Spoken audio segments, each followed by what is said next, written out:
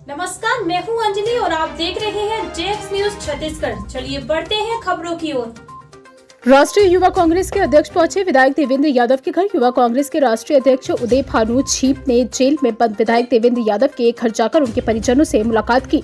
इस दौरान उदय भानु ने परिवार का हौसला बढ़ाया। इस दौरान उदय भानु ने कहा कि वो मुश्किल घड़ी में परिवार के साथ हैं। इस दौरान उदय भानु ने कहा कि बीजेपी एक ऐसी नेता को दबाने की कोशिश कर रही है जो लोगों के बीच में रहकर उनकी मदद करने के लिए तैयार रहता है। जेल में ही नहीं मानेंगे देवेंद्र यादव की दिवाली। आपको बता दें कि भिलाई नगर से कांग्रेस विधायक देवेंद्र यादव पिछले 2 महीने से बड़ौदा बाजार हिंसा मामले में जेल में बंद है। देवेंद्र यादव को रायपुर के सेंट्रल जेल में रखा गया है। कई बार कोशिशों के बाद भी अब तक देवेंद्र यादव को बेल नहीं मिल सकी है और अब प्रदेश के दिग्गज नेता ने जाकर देवेंद्र यादव से मुलाकात की और लेकिन फिर भी देवेंद्र यादव को राहत नहीं मिल सकी। इसी बीच युवा कांग्रेस के राष्ट्रीय अध्यक्ष उदय भानु छीप भिलाई पहुंचे थे, जहां उन्होंने कहा कि देवेंद्र यादव को बीजेपी सरकार ने जबरदस्ती फंसा कर रखा है।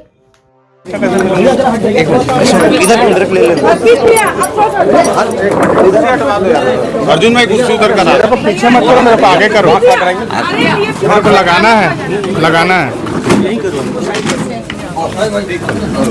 एक उदय जी भैया इसको लगा दीजिए। ठीक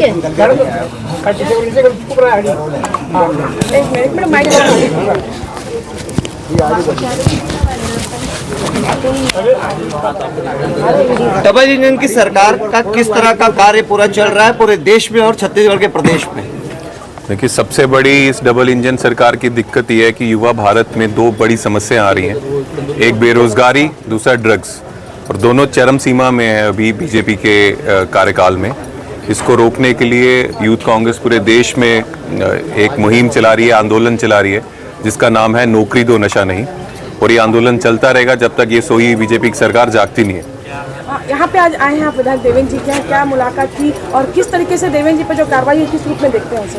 मैं बहुत देर से चाहता था, काफ़ी देर से मेरे मन में ये बात थी कि मैं यहाँ देवेंद्र जी के, मेरे भाई के घर पे आऊँ, ताकि जो गुंडागर्दी बीजेपी ने की है, एक विधायक, एक वैसा युवा नेता जो लोगों की सेवा करना चाहता है, जो लोगों के साथ रहकर तरक्की की बात, इस प्रदेश की, छत्तीसगढ़ की तरक्की की बात करना चाहता है, उसको दबाने के लिए एक झूठे आरोप जो बीजेपी ने लगाए हैं।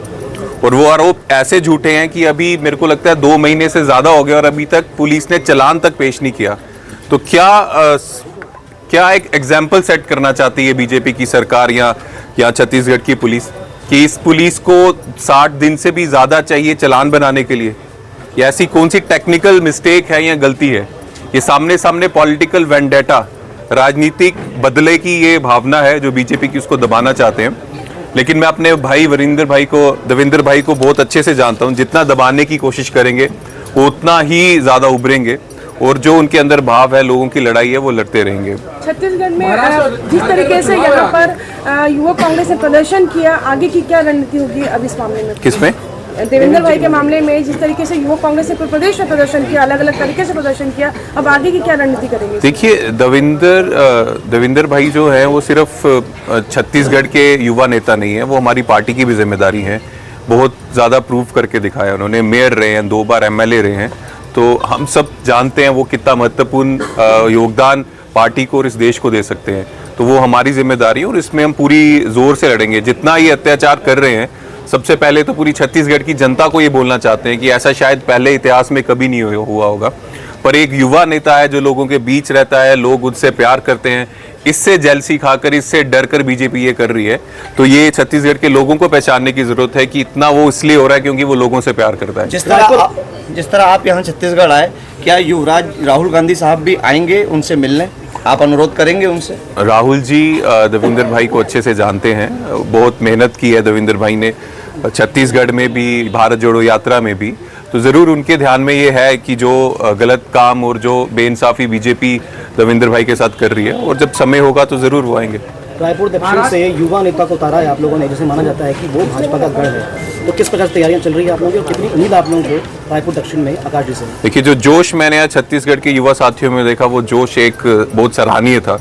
बहुत मुश्किल से, बहुत कम ऐसा जोश दिखता है, और अगर वो जोश 13 तारीख तक कायम रहा तो मुझे नहीं लगता कोई भी दुनिया की ताकत है जो आकाश को जिताने से रोक सकती है। पूरे देश में युवा कांग्रेस के कितने लोग हैं या कार्यकर्ता हैं नियतला, और वो डबल इंजन की सरकार को देश से उखाड़ फेंकने में क्या अपना महत्वपूर्ण योगदान करेगी? देखिए, सबसे पहले ये जो मुहिम चला रहे हैं नौकरी दो नशा नहीं, ये आंदोलन देश भर में चलेगा और इसमें हम एक ही चीज़ बोल रहे हैं कि भारत के युवाओं को सबसे बड़ी मार पड़ी है बेरोजगारी की और दूसरी नशे की।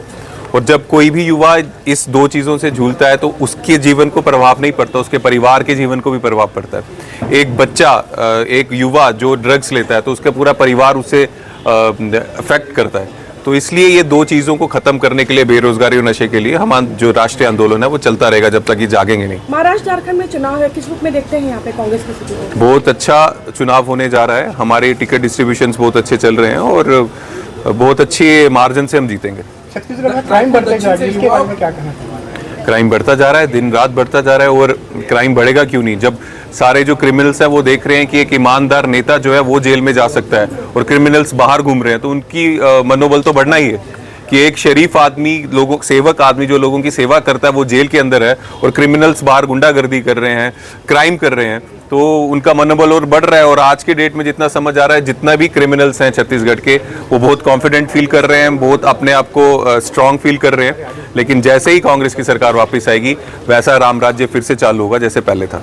एक आखिरी प्रश्न, अपना ये जो केंद्र में जो सरकार है, मोदी साहब की सरकार है, उनके द्वारा जो लगातार छापे पड़ाए जा रहे हैं पूरे देश भर में नेताओं पे, और खासतौर से कांग्रेस के नेता उस पर टारगेट बेस है ना, क्या भाजपा का नेता पाक साफ है, उनके कोई मतलब उनके कोई भ्रष्टाचार के आरोप नहीं है, उनके यहाँ छापे क्यों नहीं पड़ते? उसके लिए क्या कोर्ट में जाएंगे या राष्ट्रपति को या कोई से ज्ञापन कूपन देंगे? नहीं, उनके ऊपर छापे नहीं पड़ेंगे क्योंकि सब जानते हैं वो कौन चला रहा है। और वैसे ही इन छापों से भी डरने की जरूरत नहीं है, ये छापे तब तक ही हैं जब तक चुनाव है, चुनाव खत्म होते ही ये छापे भी खत्म हो जाएंगे।